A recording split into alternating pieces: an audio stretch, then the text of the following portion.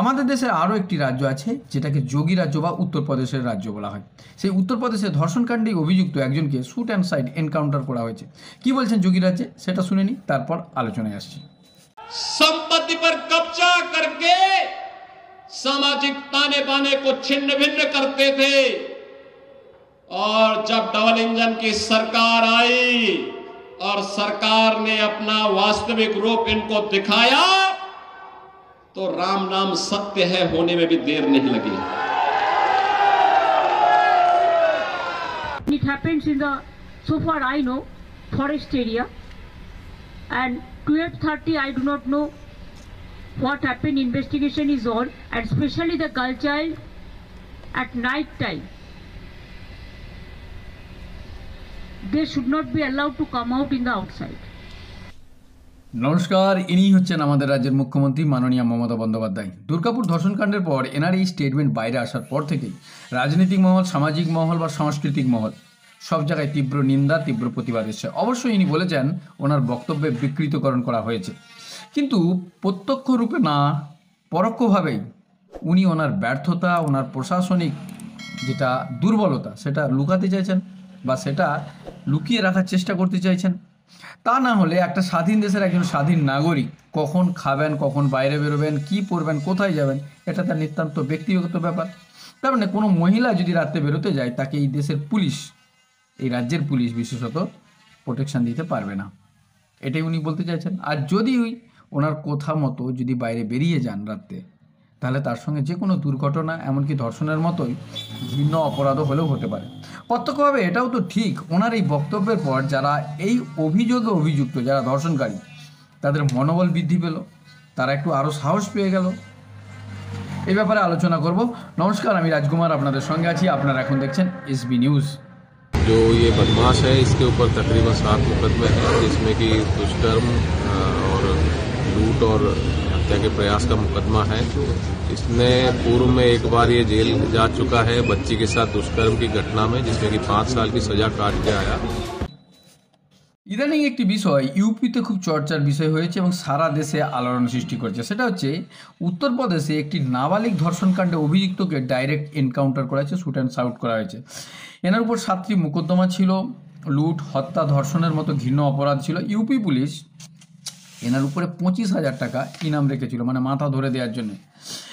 এই কুখ্যাত অপরাধীর নাম সাজাহাজ নামে ওরফে নিক্কিদিপ। সোমবার পুলিশ, মানে ইউপি পুলিশ, তাকে ধাওয়া করে এবং সারুরপুর জঙ্গলে তাকে এনকাউন্টার, তার মৃত্যু হয়। মানে এনকাউন্টার যখন করা হয় তার পায়ে এবং বুকে গুলি লেগেছিল। ডাক্তারদের কাছে নিয়ে গিয়েছিলেন, ডক্টর তাকে মৃত বলে ঘোষণা করে বা বলে দেয়।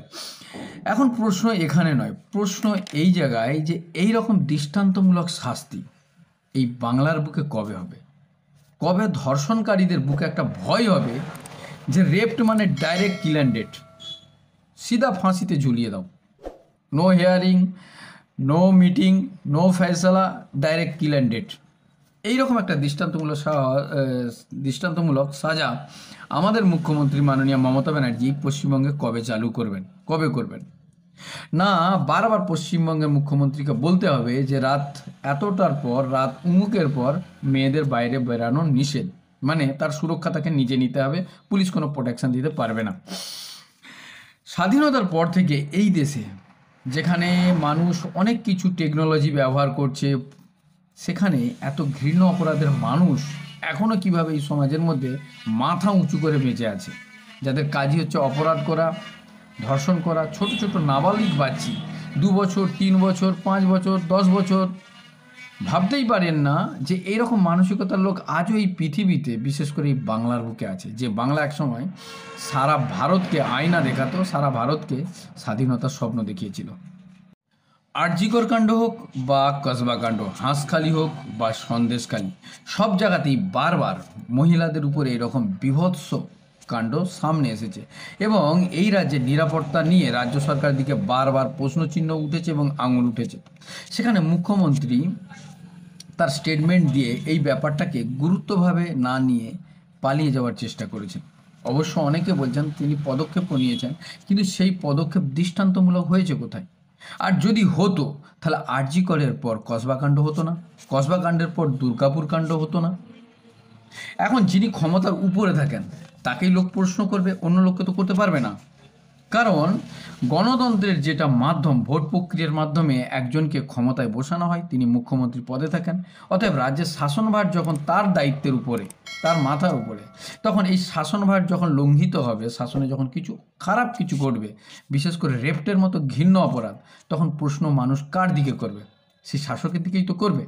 আপনাদের কি মনে হয় দর্শক বন্ধুরা, আপনারা কমেন্ট বক্সে লিখে জানান, আপনার কি মনে হয় যে যোগীর রাজ্যে যে ফয়সলা নেওয়া হয়েছে, মানে ধর্ষণকারীদের shoot and sight direct kill to end, সেটা কি পশ্চিমবঙ্গে বাংলার বুকে হওয়া অত্যন্ত জরুরি কি নয়? আপনাদের স্পষ্ট মতামত কমেন্ট বক্সে লিখে জানান। এখন আমি অনুমতি দিন, আসছি অন্য কোনো খবর নিয়ে আপনাদের কাছে। দেখতে থাকুন এসবি নিউজ। নমস্কার।